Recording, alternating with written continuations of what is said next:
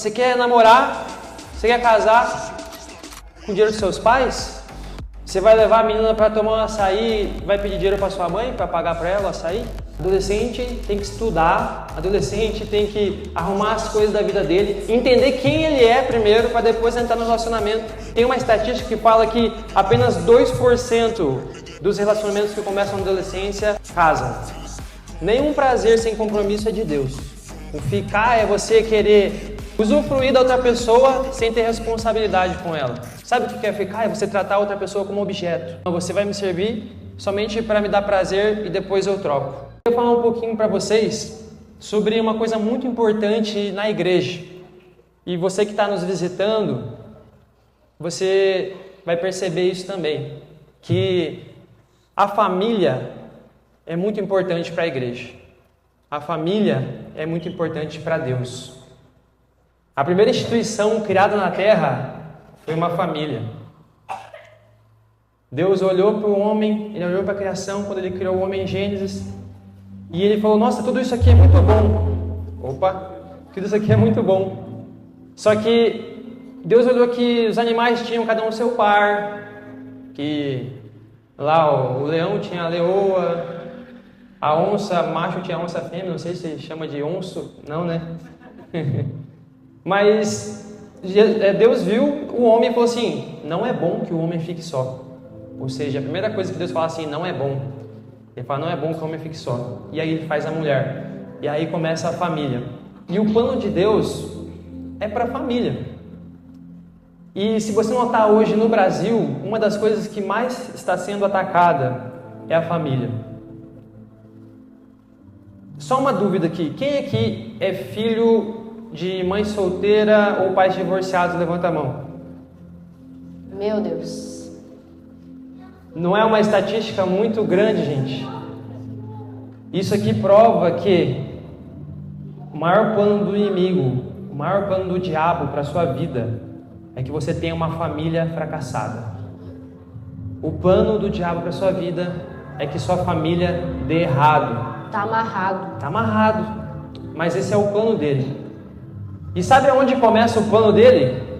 Justamente na sua adolescência, até na infância. A gente vê hoje o inimigo atacando desde a criança ao adolescente, tentando formatar conceitos errados, cegando o entendimento para que elas não possam ver o que eles estão fazendo de errado. E muitas vezes, sem conhecer, a gente acaba entrando em relacionamento furado. A gente começa a escolher de forma errada, e depois que a gente acaba escolhendo de forma errada, a consequência vem, às vezes um casamento que não é saudável, às vezes casou com uma pessoa sem conhecer com ela de verdade, e ela se tornou uma pessoa abusiva, e o casamento acaba. Eu mesmo vim de um lar com pais divorciados, e muitos de vocês conhecem essa realidade. Mas uma coisa que Deus falou muito forte comigo quando eu me converti, porque eu vim de uma família desestruturada. Meu pai deixou minha mãe, eu tinha 7 anos, e minha mãe cuidou de 5 filhos sozinha. E uma das primeiras coisas que Deus falou comigo quando eu aceitei Jesus, quando eu me converti, foi sobre família. E Ele falou para mim, você vai construir uma família que vai glorificar o meu nome. Você vai construir uma família diferente da família que você veio. E eu sempre orei a Deus, falei, Deus, eu quero que minha família pregue o Evangelho.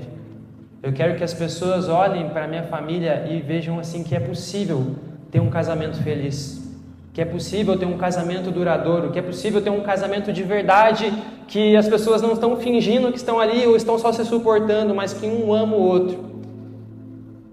E glória a Deus, já faz quase 4 anos que eu estou vivendo um casamento maravilhoso, gente. Maravilhoso. Glória a Deus. Glória a Deus. E quem convive com a gente sabe que a nossa maior alegria é quando alguém olha para nós e fala assim, gente, eu me inspiro em vocês, no casamento de vocês, e um dia eu quero construir uma família igual a de vocês. Para mim isso é como se fosse uma pérola. Eu falo assim, Deus, obrigado. Obrigado, porque eu estou construindo algo diferente. E eu quero falar isso. Por que é tão importante a gente falar sobre esse tema? Porque é justamente esse ponto que Deus quer formar em vocês. Deus quer levantar uma nova geração de jovens que tem casamento saudável. Amém. Amém? Quem recebe? Ô, glória. Eu sei que é difícil, É constrangedor, gente. É eu constrangedor, sei, já passei por essa fase. Pior quando o bispo está na pregação e fala assim: solteiro, levanta a mão, agora fica de pé. Nossa. Agora olha para as pessoas do seu lado. A gente não vai fazer isso. A gente não vai fazer isso, tá, gente? A gente não vai fazer nada de constrangedor. Então eu queria pedir a permissão de vocês de a gente conversar sobre o tema. E eu quero pedir uma coisa para vocês. Vocês querem ver aqui o Alisson sincero ou o Alisson que fica disfarçando?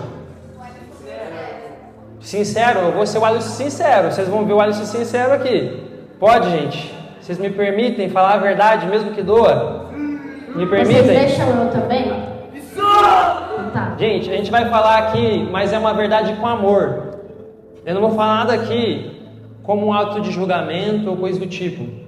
Mas algo de amor. Por quê? Porque eu quero ver saindo daqui famílias poderosas. Amém. Famílias que vão formar a próxima geração, que as pessoas vão olhar e falar: meu Deus, o que tem diferente nessa família? Como eles são felizes. E eles vão poder falar: Jesus está aqui. Jesus que formou nossa família, a gente escolheu certo. E eu falo isso, a gente vai falar sobre isso porque eu e a Bá seguimos algumas coisas e alguns princípios para a gente ter um relacionamento saudável. E a gente queria compartilhar com vocês um pouquinho daquilo que a gente viveu e tirar dúvidas também no meio desse processo, tá bom? Então vou ser o mais sincero possível, direto, reto.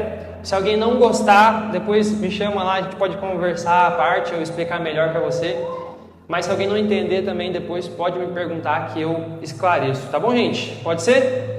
Como se inicia um namoro cristão? E eu vou deixar para a Bá responder e a gente vai trocando essa ideia. Se você tiver bastante coragem uma hora e quiser levantar a mão e perguntar alguma coisa, também pode, que a gente pode responder aqui, tá bom, gente? Como se inicia um namoro cristão, Bá? Tá, eu vou tentar ser bem breve porque tem muitas perguntas muito legais pra gente conversar aqui. Então não quero perder muito tempo. Vou ser bem direta e aí se você tiver mais dúvidas, você fala com a sua liderança para perguntar mais a fundo. Mas basicamente a pessoa ela tem interesse, a outra pessoa também tem interesse. Qual que é o primeiro passo depois disso?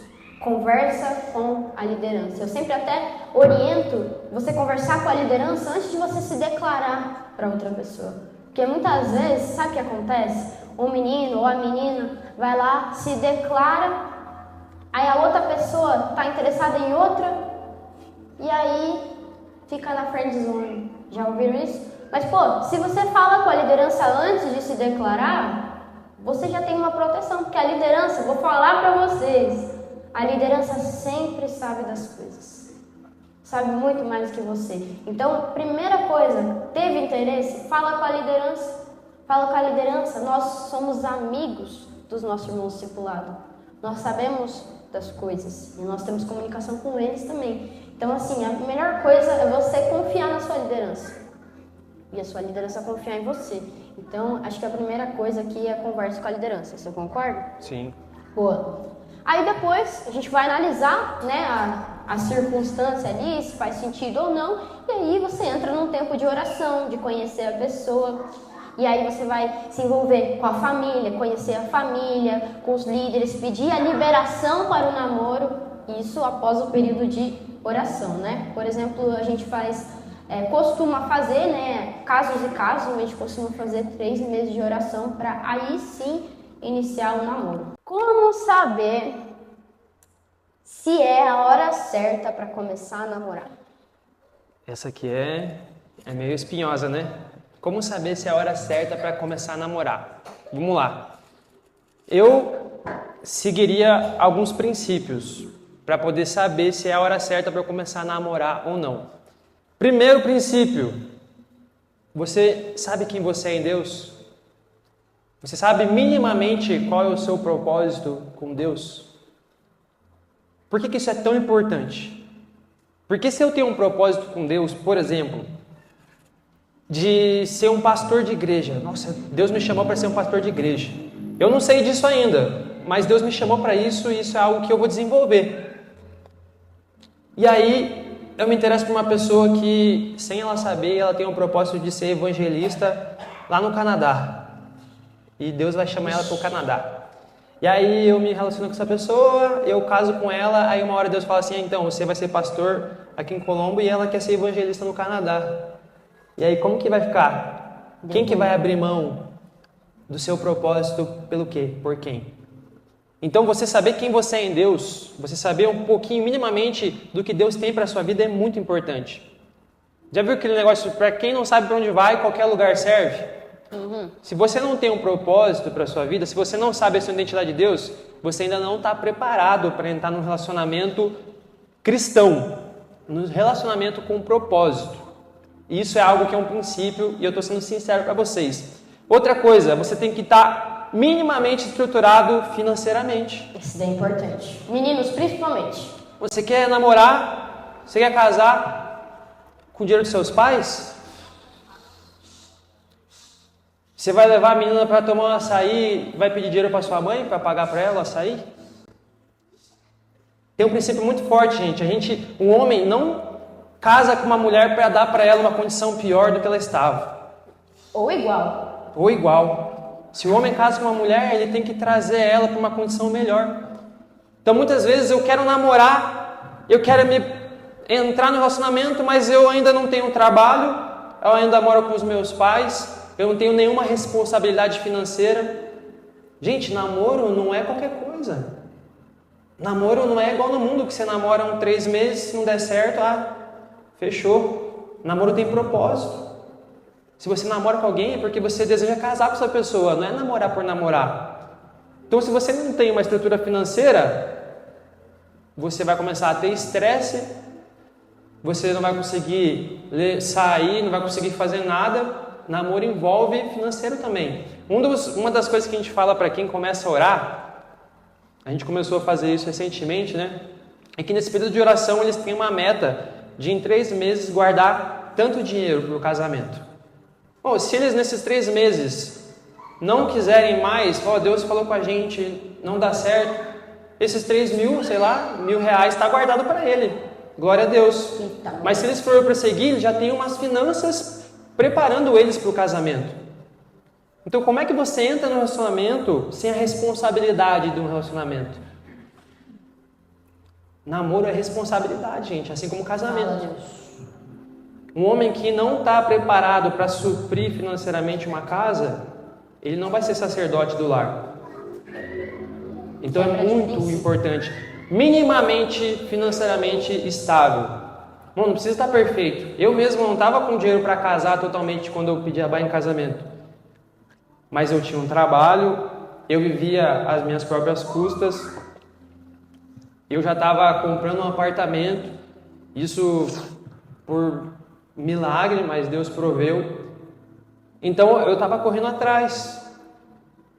E isso entra no outro ponto. 16 anos, 15 anos, 13 anos, é a hora do namorar? Está amarrado. Minha opinião, não. Adolescente tem que estudar, adolescente tem que arrumar as coisas da vida dele, entender quem ele é primeiro para depois entrar no relacionamento. Gente, tem uma estatística que fala que apenas 2% dos relacionamentos que começam na adolescência casam. 2% dos relacionamentos que começam na adolescência se tornam um casamento. Apenas 2%, gente. E por que eu falo isso? Porque a gente já viu muita gente começar, se frustrar e sair marcado por conta disso. Muita gente. Então você está na adolescência, você está no período ali 12, 13, 14, 15, 16 anos. Gente, foca nos seus estudos. Foca em entender o que você quer para a sua vida. Você quer ser um psicólogo? Você quer ser um educador, sei lá, um professor? Você quer ser um gestor de tráfego? Você quer ser um influencer? Igual o pessoal está dançando lá atrás. O que vocês querem ser?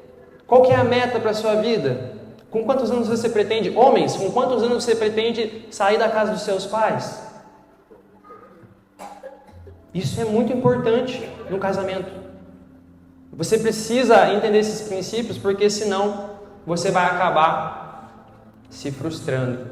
E muito, tá bom, gente? Isso entra na maturidade para o tempo certo. Outra coisa muito importante, saúde emocional. Uma mínima saúde emocional. Ninguém que é infeliz sozinho vai ser feliz acompanhado.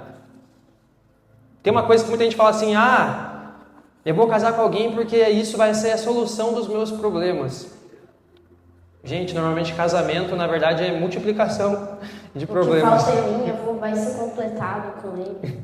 Normalmente casamento é os problemas da Abá vezes os meus. E aí a gente vai lá e junta e tenta resolver os problemas junto. Casamento não é solução para depressão. Casamento não é solução para ansiedade. Casamento não é a solução para pornografia. Casamento não é solução para o seu pecado. Casamento é propósito. Deus não une pessoas, Deus une propósitos. Então você precisa estar minimamente saudável emocionalmente. Eu não estou falando que você tem que estar perfeito. Senão ninguém vai casar nunca, né? Eu estava até hoje solteiro. Mas você tem que ter pelo menos um pouco de saúde emocional. Ou estar buscando isso.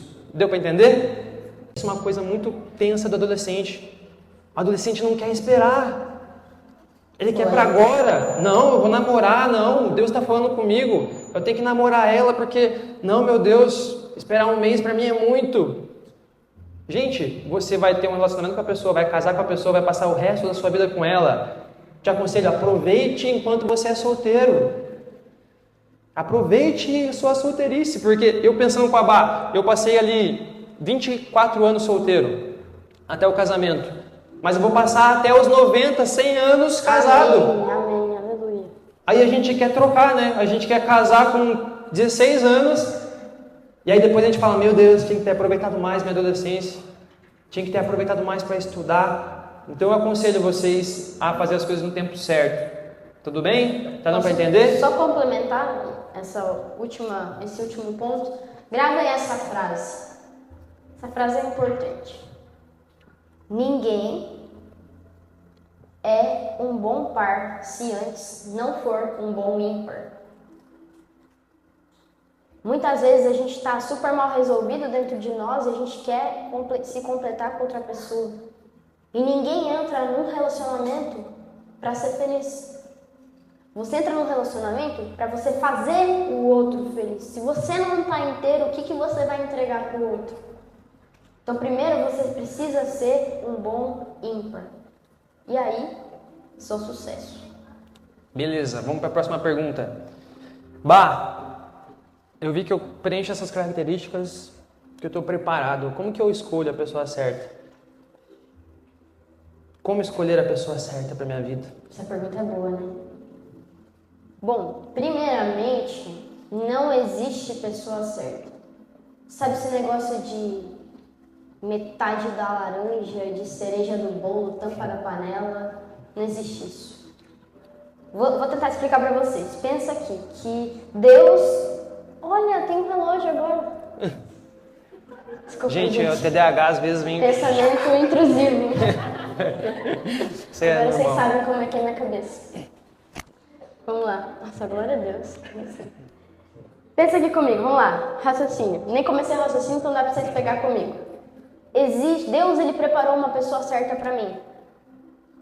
E aí eu vou lá e caso com a pessoa errada. Se eu casei com a pessoa errada, não era a pessoa que Deus preparou pra mim. Automaticamente, a pessoa que eu casei também não casou com a pessoa que Deus preparou pra ele.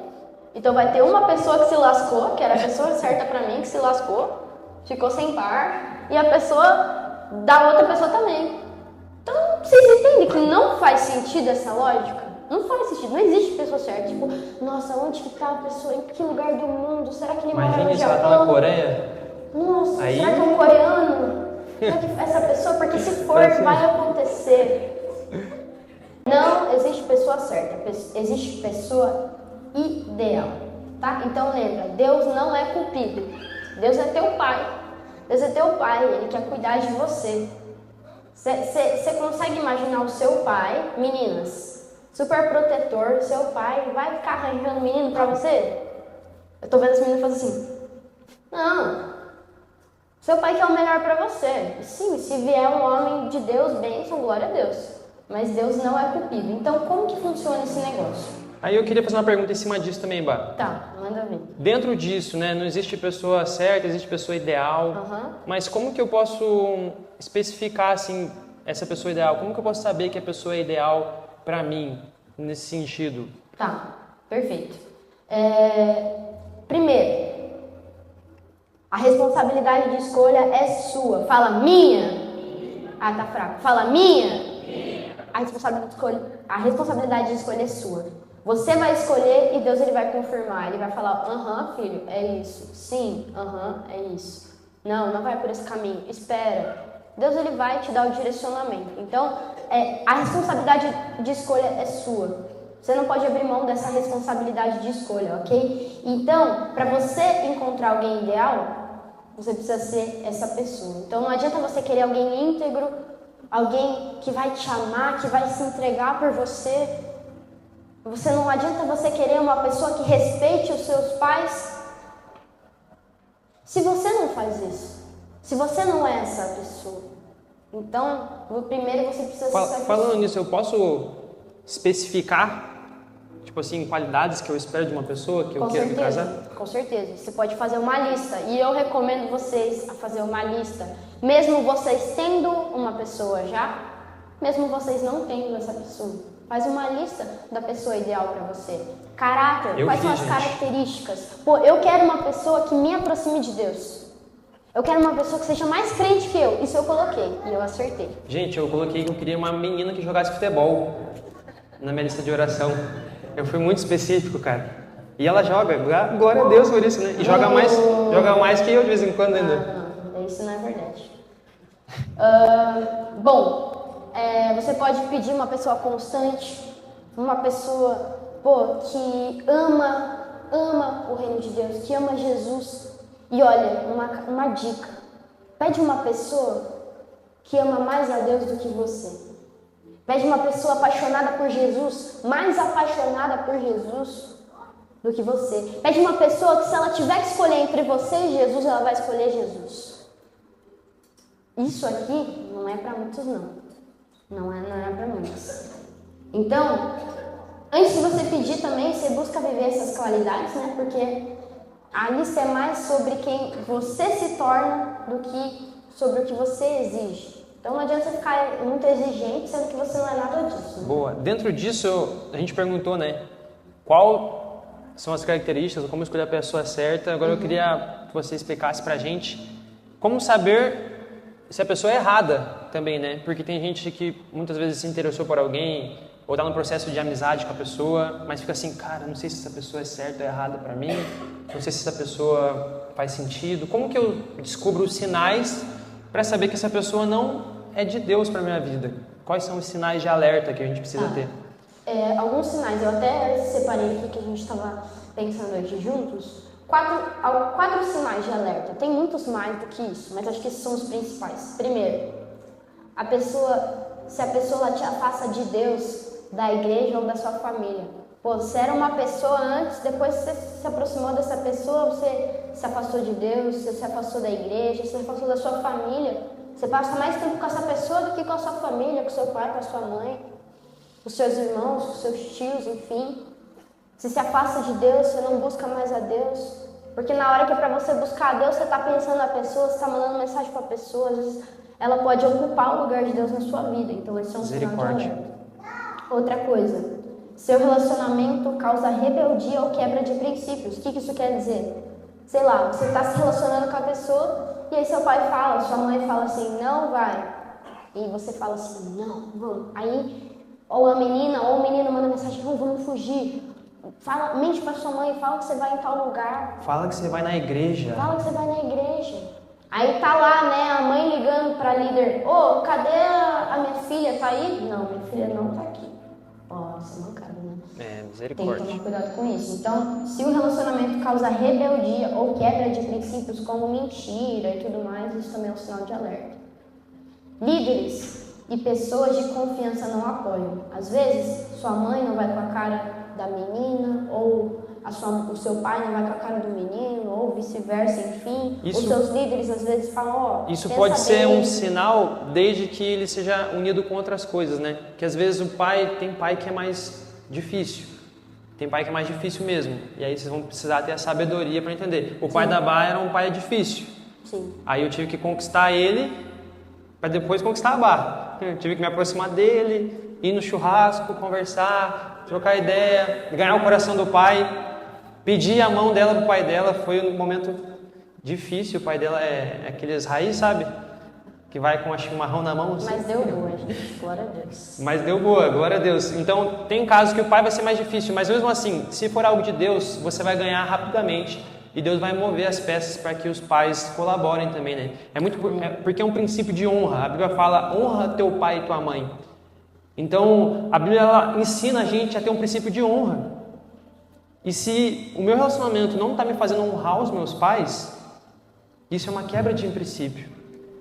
Se o meu relacionamento faz com que eu desonre os meus pais, mentindo para eles, entrando em desobediência com eles, isso acaba quebrando um princípio e é um sinal de alerta para você, tá bom? Mas dá para corrigir, hein, galera?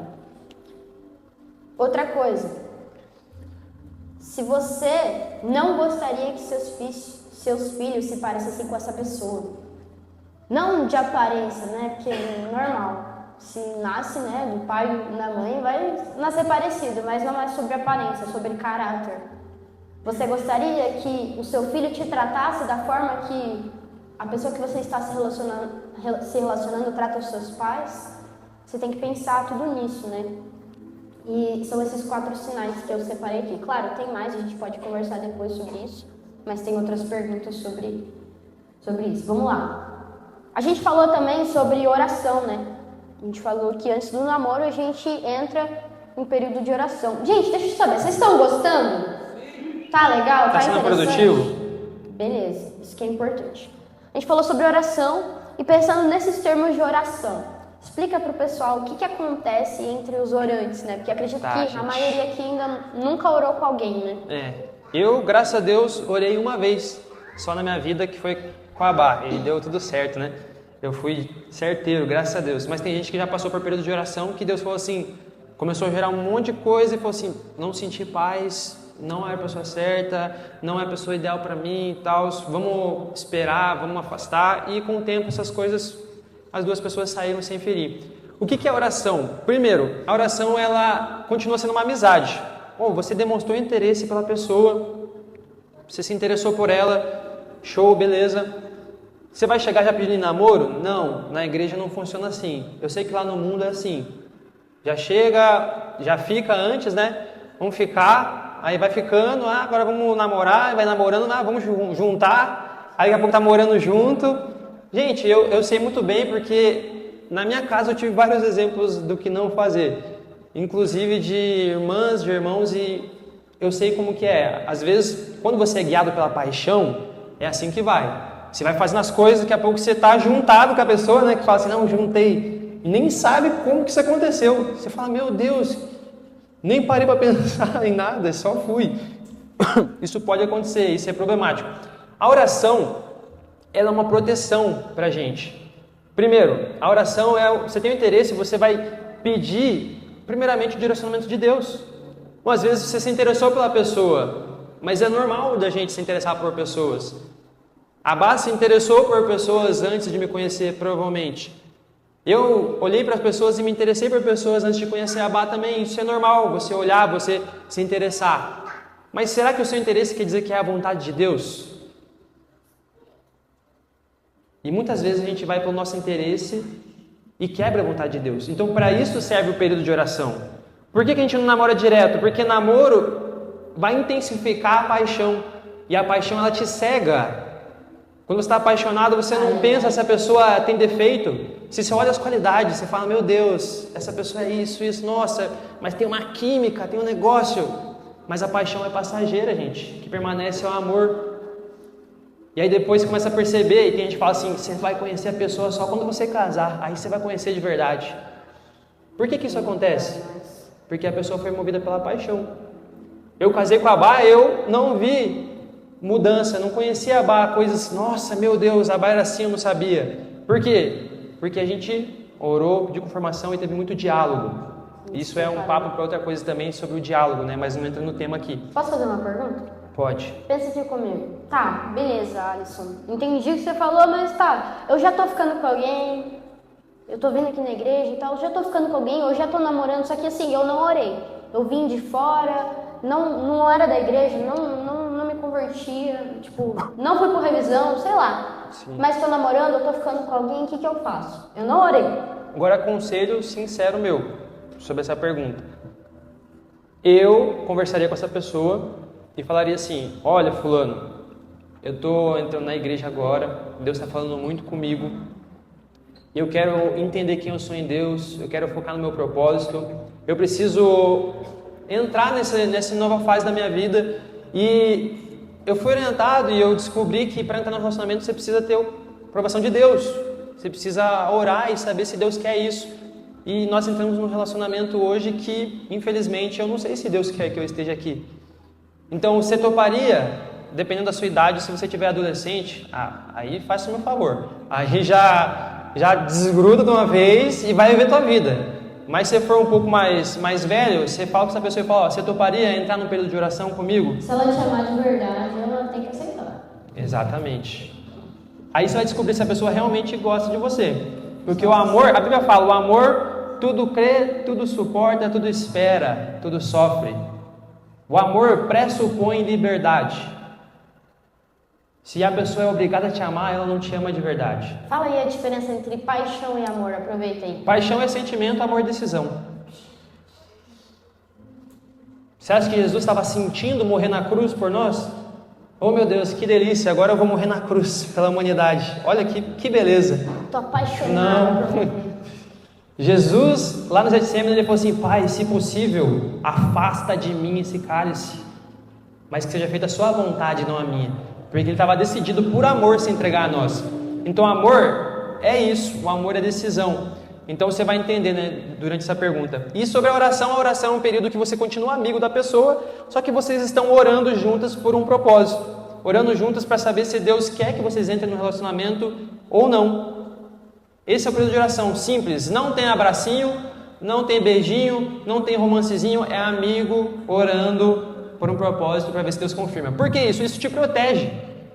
Se nesse período você descobre que a pessoa era um crápula, igual diz a mãe da Bárbara, ela fala crápula. Se nesse período você descobre, você fala assim: tá bom, eu não me envolvi emocionalmente. Glória a Deus, você sai sem se ferir. Eu sei que muitos de vocês estão aqui e já saíram feridos de relacionamentos. Isso acontece. Tá. Quanto mais envolvimento, maior a ferida. Então, se você se protege antes, ora, espera Deus confirmar, a chance de você se frustrar, se ferir, se magoar é muito menor. Então, por isso que a gente faz isso, tá, gente? Se você não tem paz com a situação que você está vivendo, em secreto fala com Deus, oh Deus, me mostra, coloca paz no meu coração. Se você está sem paz, pode ter certeza que é o Espírito Santo te incomodando. E, falando nisso em oração, tem problema beijar no período de oração? Vamos entrar num speed flow agora, pra gente conseguir responder as outras perguntas também. Sim, tem problema porque ainda não é namoro. Beijar no período de oração é um problema, beijar é um ato de intimidade e não é momento para isso. Oração, o período de oração não é um período de ficar gospel. É um período de amizade, de confirmação de Deus, então tem problema sim. Por que o cristão não fica? Isso aí, né? Por que cristão não fica? Primeiro, o ficar é prazer sem compromisso. Nenhum prazer sem compromisso é de Deus. Nenhum prazer sem compromisso é de Deus. O ficar é você querer usufruir da outra pessoa sem ter responsabilidade com ela. Sabe o que é ficar? É você tratar a outra pessoa como objeto. Não, você vai me servir somente para me dar prazer e depois eu troco. Eu não quero compromisso com você. Eu não quero ter relacionamento com você. Eu quero apenas aproveitar daquilo que você tem para me dar. Ficar é uma troca desigual. Isso é muito forte, isso é muito sério. Não existe ficar, gente. Todo prazer sem responsabilidade não provém de Deus. Não provém de Deus. Até onde eu posso ir no contato físico antes de ser pecado? Beleza. Tá, isso dentro do namoro, o limite não é só físico, é mental. Então, se o contato físico está gerando cobiça mental, você já começa a perceber que não está certo. Eu não vou falar em coisas muito específicas, porque temos crianças, então eu só estou deixando claro para quem quer entender, entende. O contato, se ela está gerando algo mental e está alimentando uma cobiça interna, aí já está começando a se tornar um problema. Então, aí já começa a se passar a ser pecado, tá bom, gente? Tem muita gente mesmo, na minha caixinha de pergunta no Instagram, aqui, perguntou sobre beijo, né?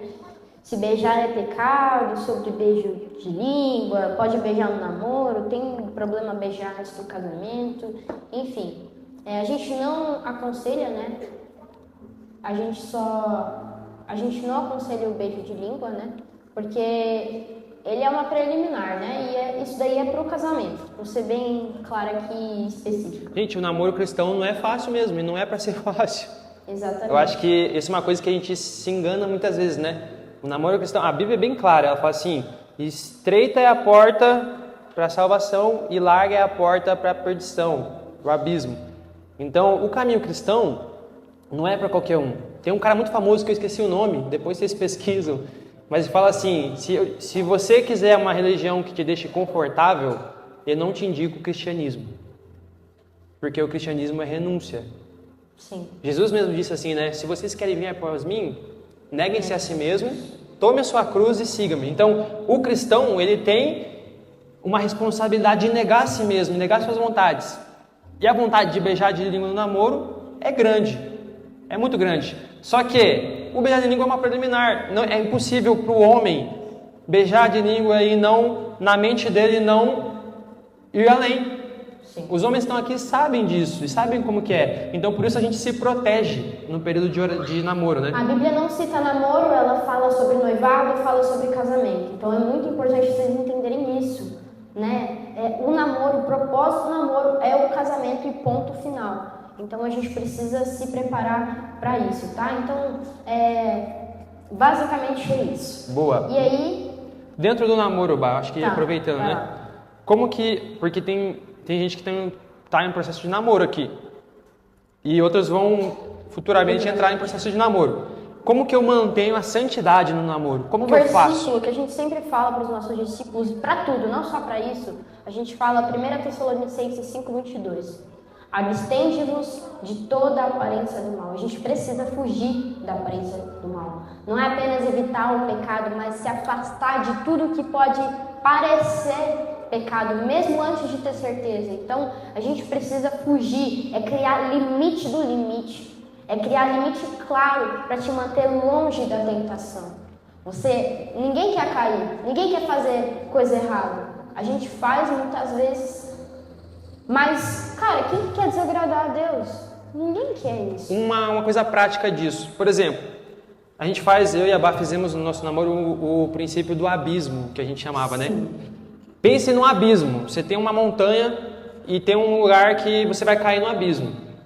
Esse abismo, ele representa o pecado. Você cair no namoro, por exemplo. Você fazer coisa errada no namoro. Esse abismo é onde você não quer chegar. Concorda comigo? Eu e a Bá falamos assim, esse abismo a gente não quer cair ali. Então, beleza. Agora, aqui é o abismo. Eu vou ficar aqui, ó, andando aqui assim, ó. Não. Gente do céu, ó, tô quase caindo, ó. Olha, se eu cair nesse abismo aqui, meu Deus. O que a gente fazia? A gente criava uma barreira antes do abismo. Uma dessas, por exemplo, não ficar sozinhos em lugares solitários, escuros, casa. Por quê? Porque isso aí podia ser que dentro dessa situação a gente fizesse alguma coisa errada. Então, antes de chegar nessa situação, a gente falava assim, não vamos ficar sozinhos porque a gente não quer dar lado e quer fugir, evitar a aparência do mal. Porque se a gente ficar sozinho, pode ser que a gente queira se abraçar, se abraçando pode ser que a gente queira se beijar e aí continua. Então a gente falava assim, não, vamos criar uma barreira antes do abismo para a gente ter certeza que a gente não vai cair. Quando você cria isso, você começa a se proteger muito mais. Então é um conselho, nossa, um conselho precioso, gente. Não é uma prisão, são limites. São limites, gente, para sua proteção, porque não é necessariamente errado eu estar sozinho com a Bá, não era necessariamente errado. A gente não estava pecando em estar sozinho, mas a gente estava dando uma liberdade para poder acontecer algo a mais. Então a gente se evitava isso para a gente se proteger. E isso ajudou muito a gente no período, né, de namoro. Perfeito, vamos lá. É errado namorar alguém que não é cristão ou é de outra religião? Então, gente, primeiro, como a gente está falando, o namoro ele não tem na Bíblia, né? Então, pela Bíblia, uma orientação em 2 Coríntios 6,14 fala assim: não vos prendais em um jugo desigual com os incrédulos. O que é um jugo? Naquela época o jugo era como se fosse uma peça de madeira que servia para colocar 2 bois ou 2 animais que iam carregar uma carroça. Então o jugo ele ficava ali para equilibrar os dois e os dois carregarem a carroça, né? O jugo desigual era quando esse jugo estava desequilibrado e aí um animal fazia muito mais força para carregar a carroça do que o outro. Ou seja, um ia se esforçar muito enquanto o outro ia ficar tranquilo, confortável. E o que Paulo estava querendo dizer? Que a gente não pode entrar em jugo desigual, que eu sou crente, por exemplo, eu vou querer vir na igreja, eu vou querer, sei lá, estar numa célula, sim, eu vou querer orar, sim, eu vou querer ler a Bíblia. Aí eu vou lá e começo a namorar com uma pessoa que quer ir para a balada, que quer fumar, que não tem os mesmos princípios que eu. O que isso vai se tornar? Um jugo desigual. Eu vou fazer muito esforço para ir para a igreja, para orar, enquanto a pessoa não vai fazer esforço nenhum. Isso, conforme o tempo, vai ficando pesado e é muita chance de dar errado. Boa. Outra pergunta. Essa daqui eu vou até esperar o Alisson tomar água, porque essa daqui é polêmica. Ai. Lá vamos nós, né? Toma água aí. Ai, vamos lá. Como lidar quando um dos dois quer esperar e outro não? Ai. Vamos lá então, gente. O princípio, eu lidaria, né? Minha opinião. O princípio de honrar a Deus. De verdade, se a outra pessoa, se você, por exemplo, é a pessoa que quer esperar e a outra pessoa não quer. Se a outra pessoa não está disposta a esperar por você, ela não ama a Deus como você ama. E ela não está disposta a esperar em Deus assim como você. Então isso é um grande sinal já que essa pessoa não está preparada para entrar num relacionamento com você. Então, de verdade, se você está orando, se você está namorando, se você está noivo, e a pessoa não quer esperar, isso é sinal forte para você tomar um passo e acabar com isso. Pelo menos até a pessoa se converter de verdade. Porque a pessoa não converteu de verdade. A pessoa não ama Cristo de verdade se ela não está disposta a esperar e te honrar e honrar a Deus. Então, se a pessoa não quer esperar, você, não, eu quero seguir no propósito, eu quero seguir firme, eu escolhi realmente guardar a minha vida, a minha santidade para o casamento, e a pessoa, não, separa. Não tenha medo, porque a pessoa, ela não ama a Deus. E se você quer casar com uma pessoa, case com uma pessoa que ame a Deus acima de você. Porque se Deus não falou com ela sobre isso, alguma coisa está errada. Alguma coisa está errada. Então é muito importante, gente. Muito importante. Eu faria isso, né? Mas esse aqui é o Alisson. Fica a escolha de vocês. Boa. O que é defraudação emocional? Você pode explicar um pouco para eles? Defraudação. Alguém já ouviu essa palavra? Defraudação? Defraudação, gente, é basicamente você gerar uma expectativa que você não vai suprir. E isso acontece muito na igreja. A pessoa, ela fica assediando a pessoa até conquistar. Sabe aquela pessoa que eu gosto da conquista, eu gosto que as pessoas gostem de mim. Então ela fica conversando com várias pessoas e defraudando várias pessoas. Infelizmente isso acontece na igreja. Não nessa aqui, em nome de Jesus, né, gente? Amém. Mas na igreja da minha sogra, igual o Davi Lago falou, numa igreja aí, aleatória, isso acontece. Às vezes o irmão, ele conversa com várias meninas e fica de papinho, só defraudando. Nossa, que você seria uma mulher boa para casar, né? Não sei o quê. E ele tá conversando isso com uma, e tá conversando isso com mais 3. O que é isso, gente? Defraudação. Você está gerando uma expectativa na pessoa, fazendo a pessoa sonhar algo que você não vai conseguir suprir ela. Isso é pecado, gente. Pecado. Não defraude as pessoas. Não fique de papinho com várias meninas. Não fique de papinho com vários meninos. Amizade, tudo bem, mas você sabe muito bem o limite de uma amizade e daquilo que começa a gerar um sentimento na outra pessoa. Boa. Então toma cuidado, tá bom, gente? Perfeito. Boa. Boa. Estamos indo para o final. Quase acabando, gente.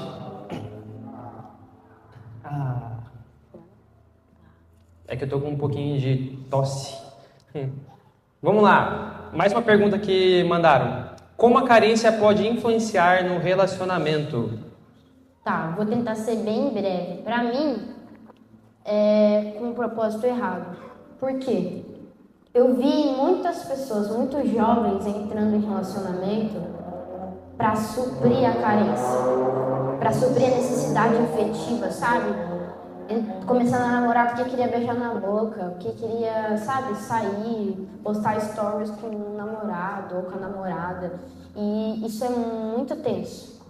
Porque se você esquece que o propósito do namoro é o casamento e você entra num relacionamento só por causa da sua carência, você vai pular a etapa. Quando a sua motivação é você suprir a solidão, tipo, não quero ficar sozinho, preciso de alguém, preciso ter companhia, preciso receber afeto, sabe? Aí já começa tudo errado. Então, a carência, ela vai te levar a pular etapas. Você ignora os sinais, Deus dá sinais, Ele mostra, Ele dá alerta, usa pessoas, usa os líderes, usa os isso pais. É muito comum. E muito a gente comum. prova o fruto fora do tempo. A gente pula etapa. Isso é muito comum. Tá no período de oração, Deus está dando vários sinais. Tá gritante assim, ó. Não, mas a pessoa tá tão carente que ela já não consegue mais se ver sem outra pessoa.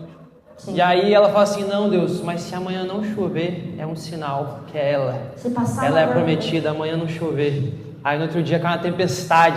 E você fala assim, não, amanhã não, pai, depois da manhã. Aí você acorda outro dia, um solzão arraiando, e você fala, oh Deus poderoso, olha a minha resposta, olha a minha resposta. Então a carência, ela tapa os seus olhos para aquilo que Deus quer te falar. E ela gera uma coisa que você criou. Por quê? Porque você quer suprir aquilo de tal forma que você começa a manipular Deus.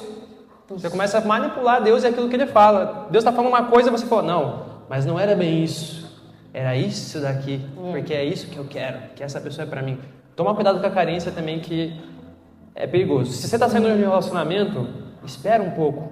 Sim. Espera um pouco, porque normalmente quando você está no relacionamento, você fica aquele jeito, né? E se você entra em outro, você começa a deixar a carência te dominar. Então espera, seja curado em Deus, para depois entrar no outro relacionamento. Amém. A coisa certa no tempo errado se torna errada. Então tomem cuidado com isso. Pesado. Cuidem para não pular etapa, cuidem para isso não acontecer, porque depois a carência vai guiar escolhas de vocês e vai gerar consequências, né? Frustração, feridas emocionais, e isso é muito ruim. Beleza? Boa, gente. Gente, a gente vai para a última parte. Vamos fazer o seguinte, já que você é mais direto do que eu vou fazer alguma série de perguntas aqui pro Alisson e ele vai responder com sim ou não, ou respostas. Vai ser bate pronto. Bate pronto. E depois a gente vai dar um speed flow aqui para responder algumas perguntas que a gente escolher, porque a gente já está estourado no horário. Pode ser, pessoal? Vocês estão com a gente ainda? Boa. Que a nossa boca já tá seca já. Não, eu bebi 3 litros de água já. Bora lá então. Cristão pode ficar? Não. Pode dormir junto sem sexo? Não. Pode namorar alguém de outra fé? Não recomendo. É pecado usar aplicativo de namoro? Sim.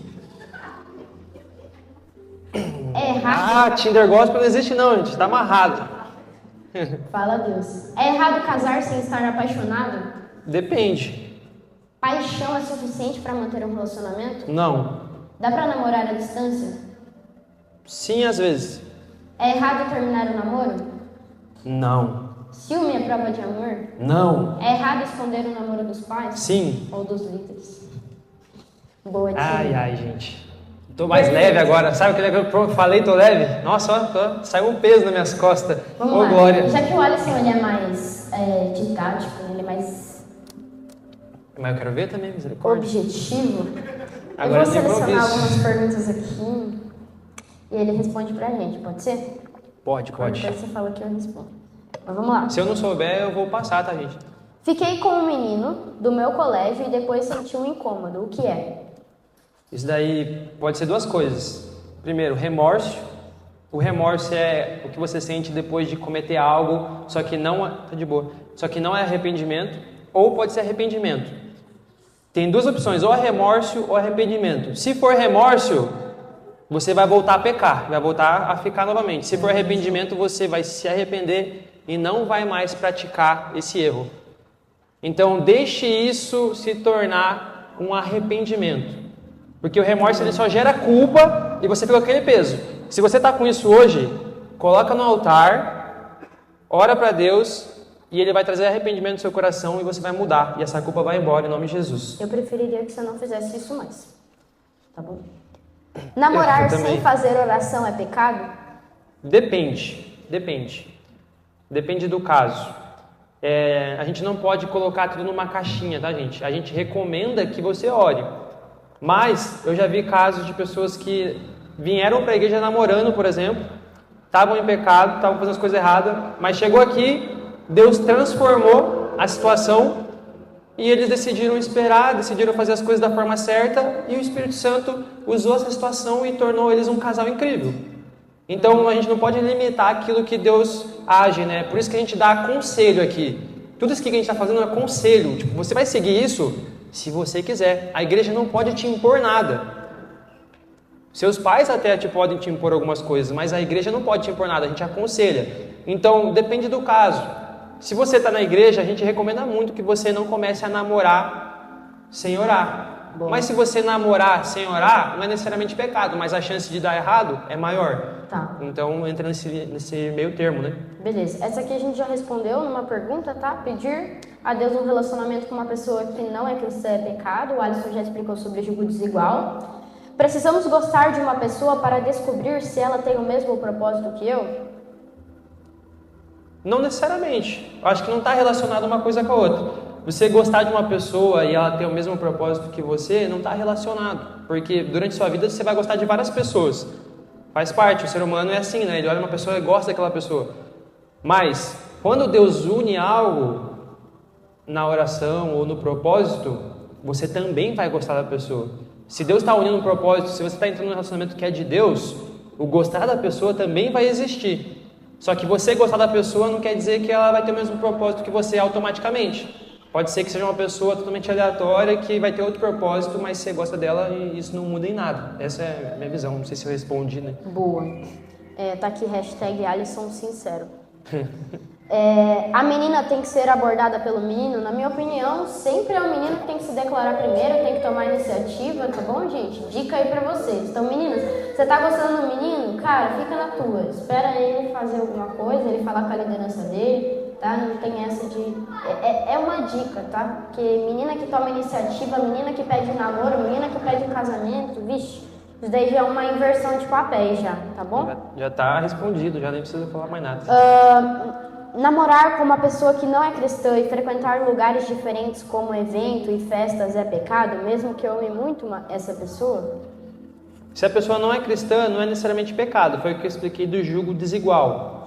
Não é necessariamente pecado se você seguir os padrões que a gente falou aqui, não cair em fornicação antes do casamento, coisa do tipo. Frequentar lugares diferentes. Mas, frequentar festas, esse tipo de coisa, depende. Se você está indo na festa lá e vai ficar bebendo, aí está pecando. Você vai ir na festa lá para fazer o quê? Para ficar com a pessoa e ficar se beijando e fazendo um monte de coisa? Aí está pecando.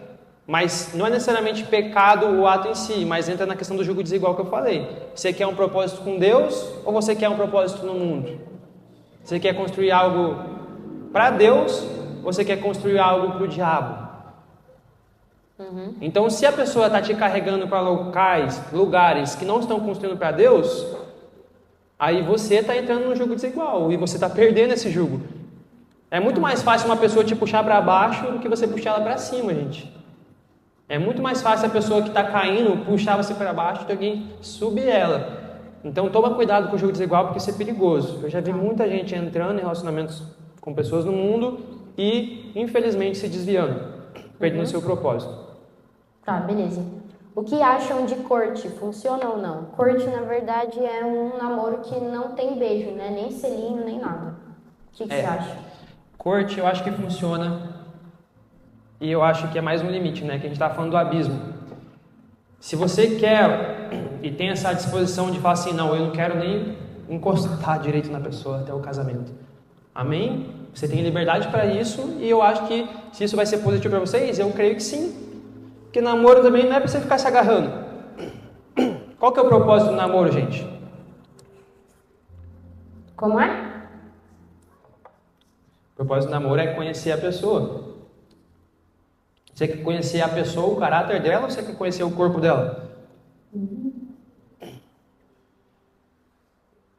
Então, se você quer fazer a corte e acha que isso vai ser bom para você, faça, eu apoio. Eu falo assim, ó, quanto mais longe do pecado, para mim, melhor. Menos problema pra mim resolver, tem pra eu resolver. Boa. Tem bastante pergunta que a gente já respondeu aqui, quando a gente for falar. Como eu descubro a resposta de Deus no período de oração? Vamos tentar ser prático. Tem várias coisas para você descobrir a resposta de Deus no período de oração. A principal que eu acho é a paz. Você sente paz naquilo e você tem a aprovação dos pais e dos líderes. Eu acho que isso são sinais muito positivos. Se isso está correndo, eu acho que é um bom sinal. Vamos responder mais duas? Para a gente não passar muito do horário? Perfeito. Obrigado, Lipe. Vai lá. Selinho é pecado? Pois a palavra, a Bíblia, namoro não existe. Ou seja, no namoro a pessoa ainda não é sua. Tá, isso é uma coisa polêmica. Por quê? Culturalmente falando, pode ser que não seja pecado. Porque em alguns países, algumas culturas, o selinho é um cumprimento, é mais um cumprimento. Agora você tem que estabelecer bem o seu princípio. Se o selinho te faz pecar, fuja, faça a corte, por exemplo. Mas eu não considero o selinho necessariamente pecado, tá, gente? Para mim é mais um cumprimento, para mim é uma demonstração de afeto, mas se tem prazer naquilo, aquele selinho começa a se tornar um beijo mais profundo, já era. Aí já começou a entrar num limite que não deveria. Essa é a minha opinião. Tá, e a última aqui é um pouquinho mais complexa de responder, eu acho que ela é melhorzinha aqui. E, gente, se vocês quiserem, esse link eu vou mandar no grupo, vocês podem mandar lá e a gente abre caixinha de pergunta no Instagram e responde lá. Continua respondendo. Tá bom? A última pergunta. Todo mundo nasceu para casar? Fico em dúvida porque o próprio apóstolo Paulo era solteiro. Boa, gente, essa é uma pergunta top. Todo mundo nasceu para casar? Não. Existem pessoas específicas na Bíblia que foram chamadas para o celibato, né? São poucas.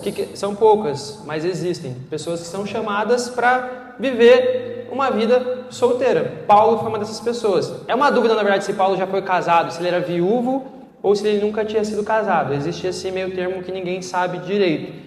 Mas Paulo é uma dessas pessoas. Ele decidiu viver a vida dele solteiro e dedicar toda a vida dele para Jesus. E existem pessoas com chamados específicos de Deus que vão viver isso. Falando sobre católico, por exemplo, tem muitos padres que vivem a vida de celibato, é uma opção deles. Então, não é todo mundo que foi feito para casar, mas se a pessoa tem um chamado específico para viver uma vida de solteiro e se dedicar a Deus totalmente, amém. Se ela tem esse chamado, e tem pessoas que têm, né? Bom, era isso? Glória a Deus. Glória a Deus, gente. Vamos ficar de pé?